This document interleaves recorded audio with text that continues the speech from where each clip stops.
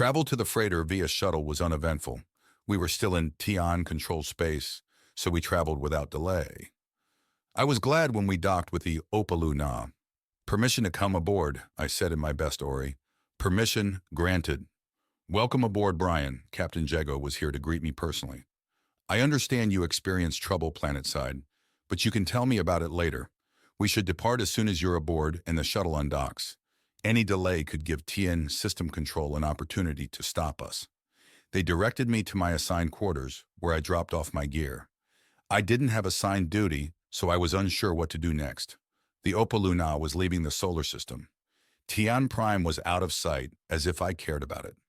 I didn't. I had scores to settle with many there, including those who nearly messed up my plans. They'd have to wait until I returned, but I wouldn't forget them. In my cabin, I used my ID chip to log into the workstation. It was like those I'd used on Tien Prime, only the language was in Ori. I had to learn the protocols aboard the freighter. I discovered a helpful section of training videos, so I dug in. After each video was a test.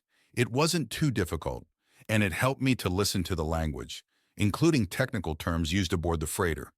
I had to stop mentally translating into Tien.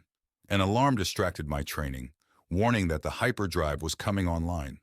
Soon I could feel a low hum, and I knew we were on our way. Interstellar flight needs a tremendous amount of power, but until you experience it aboard a vessel, you can't grasp it. As a shuttle pilot, I was used to sublight speeds. This was so much more. An hour later, I no longer noticed the hum. I'd finished the basic training material. Several crew members had stopped by and greeted me during that time. They were all friendly and much less reserved than Tians. Because of my upbringing, it was rather a culture shock.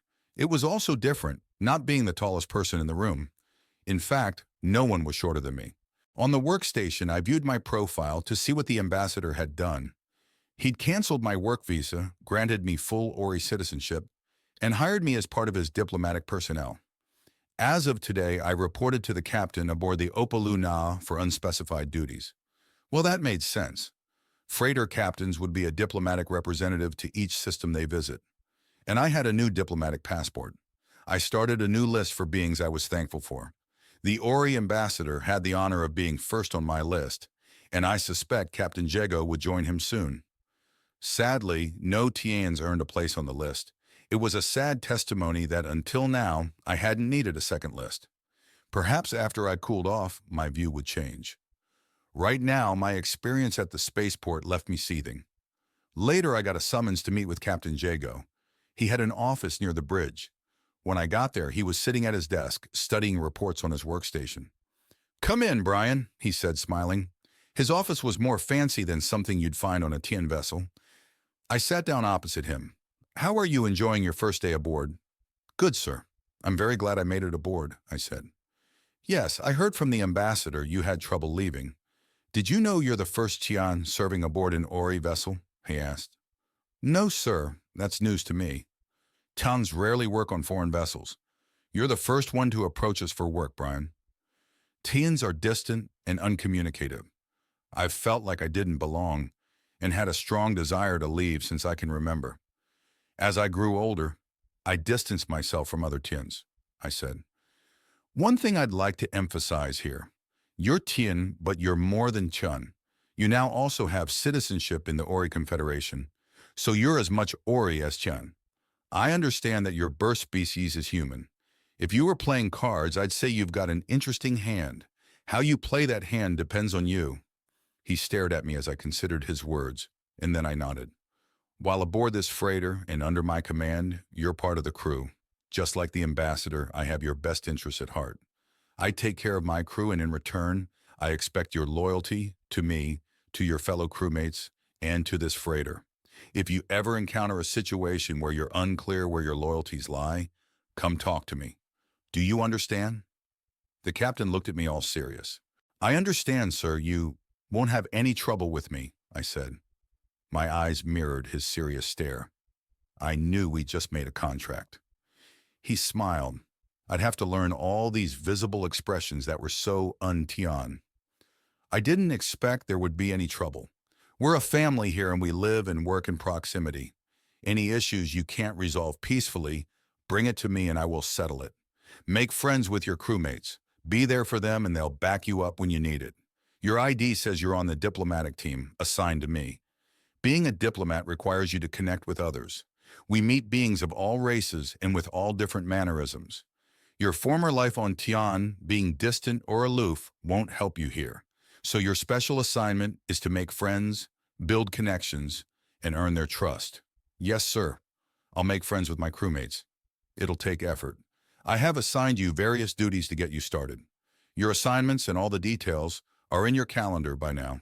You can access your calendar from any workstation or tablet device. Your first assignment is tomorrow.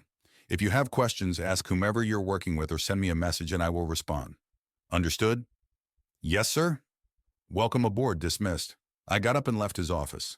The next few days, I threw myself into my duties. As promised, I got to know crew members I met. Everyone was genuinely friendly and curious to know me since they'd never come across my species. Perhaps the captain had encouraged everyone to reach out, or perhaps Ori were like that. I found it unexpected, but nice. They shared about themselves and their lives, which made me comfortable enough to reciprocate. For the first time, I made friends. I spent my off-duty time with crewmates rather than hiding away alone. Life aboard was a stark contrast to Tien society and my life on Tien Prime, where I had to maintain my guard and suppress my emotions. It was so different, and the emotional contact was something I didn't know I'd missed my entire life. It caused me to rethink my perspective on life, like a primitive who thought their world was flat before discovering it was round. Talk about culture shock. But I enjoyed interacting with my new friends. It showed a side of me I'd suppressed during my childhood on Tian Prime. I shared my thoughts with my new friends, and they agreed with me. I would never have done that on Tian Prime. These days were the best days of my short-lived life. I realized humans were more like the Ori than Tians. I was a social being. The abduction by Tians had broken my mother. She wasn't a good example of how to live my life. Tians were also seriously limited. It took meeting the Ori to show me how I should be. About 10 days into the journey, the hyperdrive went offline, and the freighter decelerated to sublight speed as we approached our next port of call. The trading post was a huge space station, just floating in the middle of nowhere.